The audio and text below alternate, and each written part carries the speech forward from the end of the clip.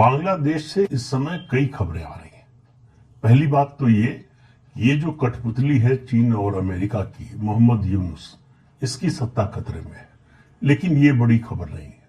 इसके अलावा दो खबरें हैं, उन पर भी बात करेंगे। पहले मोहम्मद यूनुस की बात कर लें। मोहम्मद यूनुस को अब समझ में आ रहा है कि उसके लिए सत्ता में बने रहना मुश्किल हो रहा है। तो वो जो जिहादी तत्व है उनको भड़काकर सड़क पर उतारकर अपने लिए समर्थन जुटा रहा है। बांग्लादेश के आर्मी चीफ ने बड़ा साफ साफ कह दिया है मोहम्मद यूनुस से कि दिसंबर तक हर हाल में आम चुनाव कराने हैं। बड़े फैसले सरकार जो चुनकर आएगी वो लेगी, आप बड़े फैसले नहीं ले सकते। कई फैसलों पर एतराज जताया है आर्मी ने, कहा कि आर्मी को कुछ पता नहीं है और आप फैसले ले रहे हैं, ये नहीं चलेगा। तो इससे बहुत परेशान है मोहम्मद यूनुस। अब उसकी मुश्किल ये है कि अमेरिका से अब भी समर्थन तो मिल रहा है, लेकिन जो बाइडेन जैसा समर्थन उसे अब नहीं मिल रहा है। चीन भी अपने मामलों में फंसा हुआ है, इसलिए वो भी समर्थन तो दे रहा है, लेकिन उस तरह का खुलकर समर्थन जैसी उसको उम्मीद थी तो नहीं हो पा रहा है। तो इसके लिए मोहम्मद यूनुस ने नाहिद इस्लाम, जो नेशनल सिटीजन्स पार्टी बनाई है, जिसने छात्रों के आंदोलन का जो चेहरा था, उसने अपनी एक पॉलिटिकल पार्टी बना ली है। उसको बुलाकर उससे बात की और उससे समर्थन हासिल करने की कोशिश की। उधर दूसरी तरफ बीएनपी, बांग्लादेश नेशनलिस्ट पार्टी, जो बेगम खालिदा जिया की पार्टी है, वो शेख हसीना की प्रतिद्वंदी पार्टी है और उसको लग रहा है कि शेख हसीना के जाने के बाद उसका सत्ता में आने का अवसर है। तो जब तख्ता पलट हुआ तो मोहम्मद यूनुस के साथ थी बीएनपी, लेकिन अब बीएनपी वो भी चुनाव चाहती है।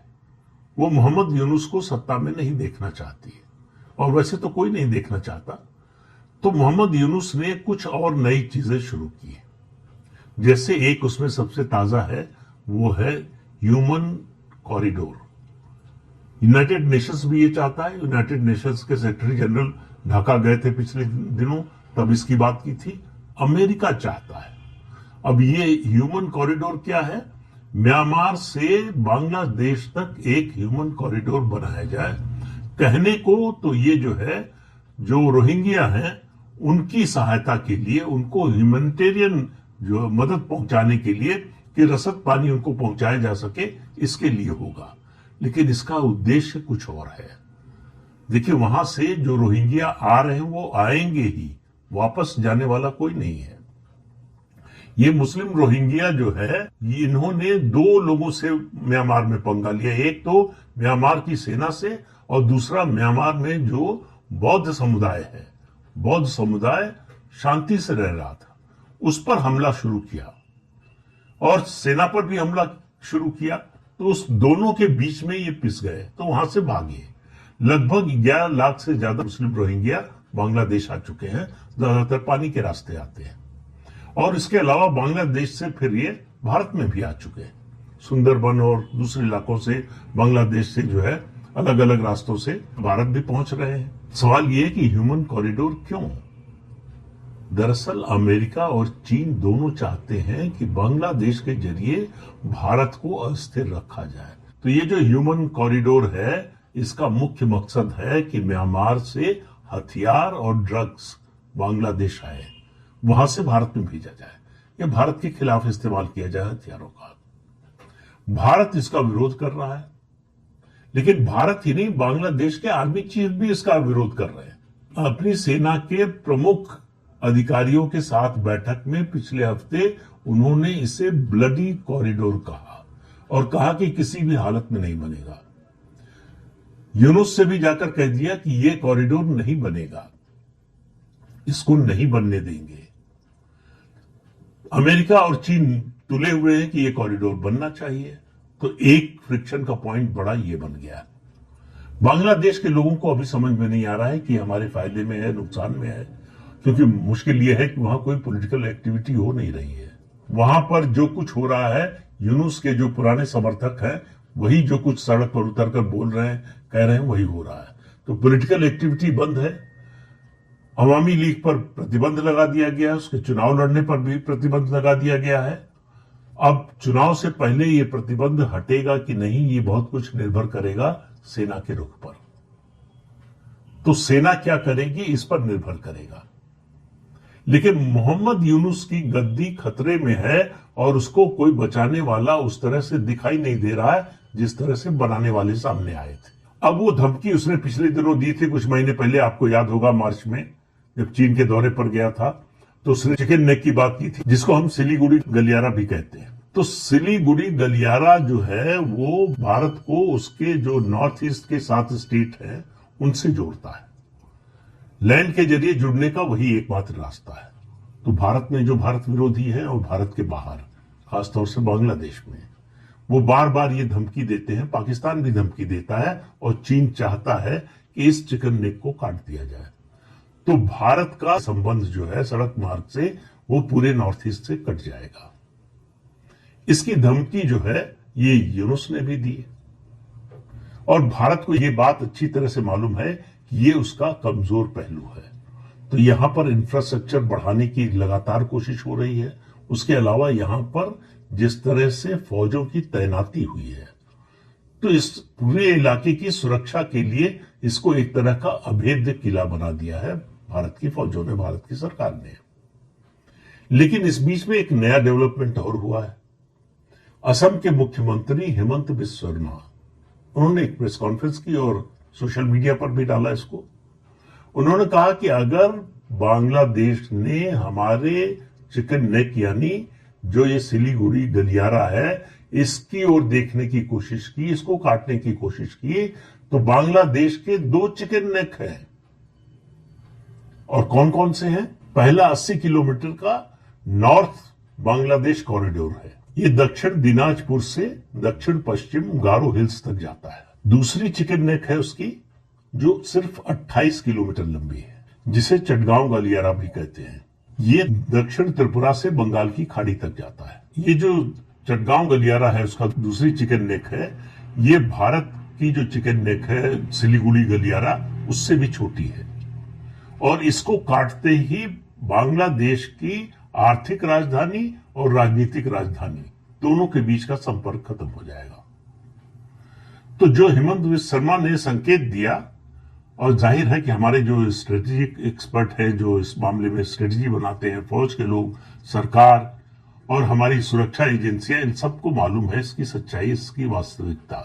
तो भारत की तैयारी यह है कि अगर बांग्लादेश भारत के चिकन नेक यानी सिलीगुड़ी गलियारे की तरफ आंख उठाकर देखता है तो उसके ये दोनों चिकन नेक काट दिए जाए, तो उससे जो बांग्लादेश की स्थिति होगी उससे उसको कोई उबार नहीं पाएगा। तो बांग्लादेश में इस समय भारत की दृष्टि से उसका सबसे बड़ा एलाई, सबसे बड़ा सहयोगी उनका सेनाध्यक्ष वकारुज्जमान है, जो एक तो इस बात का पक्षधर है कि देश में डेमोक्रेटिक ढंग से चुनी हुई सरकार होनी चाहिए। वो चाहे तो आर्मी रूल लागू कर सकता है, सत्ता पर कब्जा कर सकता है, तख्ता पलट कर सकता है मोहम्मद यूनुस का, लेकिन उसने न उस समय किया न आज करने की मंशा रखता है। लेकिन वो चुनाव हर हाल में कराने की मंशा रखता है। और ये जो ह्यूमन कॉरिडोर है, इसके मुद्दे पर बांग्लादेश के विदेश सचिव इस्तीफा दे चुके हैं इसके विरोध में। तो बांग्लादेश में इस ह्यूमन कॉरिडोर का बड़ा विरोध है और बस अब इस विरोध को बढ़ाने की जरूरत है। मोहम्मद यूनुस के लिए यह गलियारा बनवाना बड़ा कठिन होगा और गलियारा बनवा नहीं पाएगा तो उस पर जो है यूएन सहित अमेरिका और चीन का दबाव लगातार बढ़ता जाएगा। और जो जमीनी वास्तविकता है बांग्लादेश की, इस यूनुस की कोई लोकप्रियता वहां है नहीं, कोई जनाधार है नहीं। ये एक तरह से कब्जा करके बैठा है सत्ता पर। अब ये चाहता है कि इसको बिना चुनाव के 5 साल तक राज करने का मौका मिले, जो कि लगता नहीं कि मिलने वाला है। भारत अभी दूसरे मोर्चे पर उलझा हुआ है, लेकिन ऐसा नहीं कि भारत की नजर इस तरफ नहीं है। भारत को मालूम है कि ये कितना स्ट्रेटेजिक दृष्टि से महत्वपूर्ण मुद्दा है, महत्वपूर्ण इलाका है। तो इसलिए फिर कह रहा हूं कि अगर बांग्लादेश की नजर भारत के सिलीगुड़ी गलियारे पर यानी उस चिकन नेक पर पड़ी तो उसके 2-2 चिकन नेक कट जाएंगी। और भारत की सुरक्षा के लिए, हमारी एकता, अखंडता और सार्वभौमिकता की रक्षा के लिए जरूरी है बांग्लादेश के खिलाफ एक्शन। मैं तो बहुत समय से कह रहा हूं, चटगांव पोर्ट, उस पर कब्जा करना भारत के सामने उसका कोई विकल्प नहीं है। बांग्लादेश की समस्या तब तक हल नहीं होगी जब तक भारत ये कदम नहीं उठाएगा, क्योंकि पाकिस्तान का मामला हमने हल कर भी लिया तो बांग्लादेश नया नासूर बनेगा। तो उसको रोकने का समय अभी है, समय भी है, जरूरत भी है, मौका भी है और मौसम भी है। इस समय देश में और अंतर्राष्ट्रीय स्तर पर जो वातावरण बना हुआ है उसमें भारत को रोकने वाली कोई ताकत नहीं है। कौन भारत का साथ देता है, कौन नहीं देता है, ये गौड़ बात है। आप देखिए भारत जिस तरह से कदम उठा रहा है। भारत रूस से Su-57 लड़ाकू विमान खरीदने जा रहा है। ये अमेरिका के F-35 से ज्यादा मारक है। अमेरिका F-35 भारत को बेचने की कोशिश कर रहा था, भारत ने साफ मना कर दिया। और ऐसे समय में जब अमेरिका और रूस के बीच में एक तरह की तनातनी है, क्योंकि डोनाल्ड ट्रंप का तो कोई भरोसा नहीं है। अभी 2-3 दिन पहले उनकी रूस के राष्ट्रपति व्लादिमीर पुतिन से 2 घंटे फोन पर बात हुई। उसके बाद बड़ी प्रशंसा की उनकी, कहा कि बस समझौता होने वाला है, रूस और यूक्रेन में युद्ध रुकने वाला है, दोनों देश साथ बैठेंगे, बातचीत करेंगे। और उसके 2 दिन बाद रूस ने अब तक का सबसे बड़ा हवाई हमला यूक्रेन पर किया। अब डोनाल्ड ट्रंप कह रहे हैं कि पुतिन का दिमाग खराब हो गया। तो किसी देश का राष्ट्रपति, राष्ट्राध्यक्ष, उसको अपनी भाषा पर ही कंट्रोल ना हो। वो आज जो बोल रहा है कल उससे पलट जाता है। वो जो बोल रहा है उसमें तथ्य कितना है इसका उसको ध्यान ही नहीं होता है, या उसकी जरूरत नहीं समझता है। तो लगातार भारत और अमेरिका के संबंध बिगाड़ने का काम डोनाल्ड ट्रंप कर रहे हैं और रूस और भारत के संबंध को और प्रगाढ़ करने का काम भी कर रहे हैं। मैंने पहले भी बताया था कि S-400 बची हुई 2 बैटरीज हैं, वो भी जल्दी ही रूस से आने वाली हैं। 5 का सौदा किया था हमने, 3 आ चुकी हैं, 2 और आने वाली हैं। इसके अलावा उसका जो नेक्स्ट वर्जन है S-500, उसका निर्माण भारत और रूस दोनों मिलकर भारत में करेंगे। तो इससे आप समझ लीजिए कि भारत की रक्षा तैयारी का स्तर क्या है, भारत कितना आगे का, कितनी दूर की सोचकर चल रहा है। उसमें ये 2 जो इरिटेंट हैं, पाकिस्तान और बांग्लादेश, इन इरिटेंट्स को हटाए बिना भारत की शक्ति का असली स्वरूप दुनिया को देखने में मुश्किल होगी। हमको इन दोनों इरिटेंट्स को दूर करना पड़ेगा। और प्रधानमंत्री ने गुजरात में कल जो बोला है, जिस तरह से बोला है, वो उन्होंने पहली बार बोला है। पाकिस्तान को दुश्मन देश सीधे सीधे घोषित कर दिया है। कहा पाकिस्तान के अस्तित्व का एकमात्र उद्देश्य है भारत को परेशान करना, भारत के विरुद्ध लड़ते रहना और भारत को जो है नुकसान पहुंचाना। तो इसका मतलब समझिए कि भारत को अगर तरक्की करना है, भारत को अगर अपने आसपास शांति स्थापित करना है, तो उसके लिए पाकिस्तान का खत्म होना जरूरी है।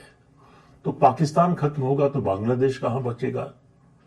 पाकिस्तान में तो परिस्थितियां भी ऐसी हैं।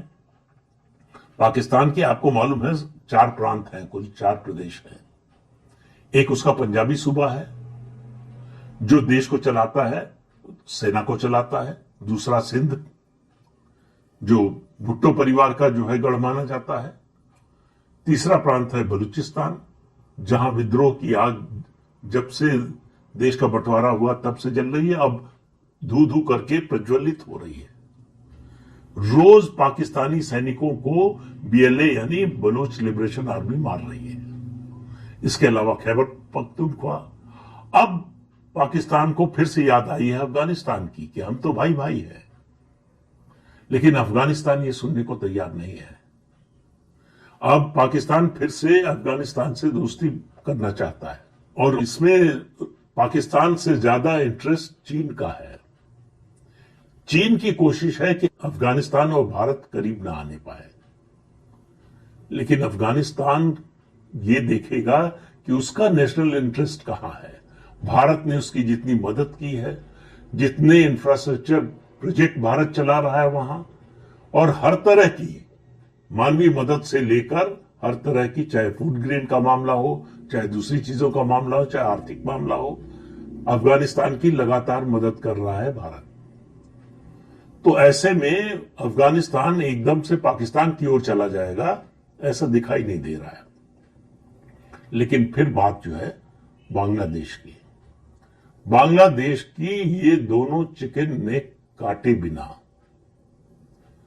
इस क्षेत्र में, कम से कम भारत बांग्लादेश संबंध के बारे में अगर कहें, उस संदर्भ में कहें, तो इसके बिना काम नहीं चलने वाला। ये कब होगा ये हम आप तो जानते नहीं हैं, ये सेना तय करेगी, सरकार तय करेगी, लेकिन मुझे लगता है कि ये होगा जरूर। तो इस अंक में इतना ही, अगले अंक में फिर मिलेंगे किसी नए मुद्दे के साथ। तब तक के लिए अनुमति दीजिए। आपसे अनुरोध है कि चैनल देखिए, शेयर कीजिए, लाइक कीजिए और सब्सक्राइब जरूर कीजिए।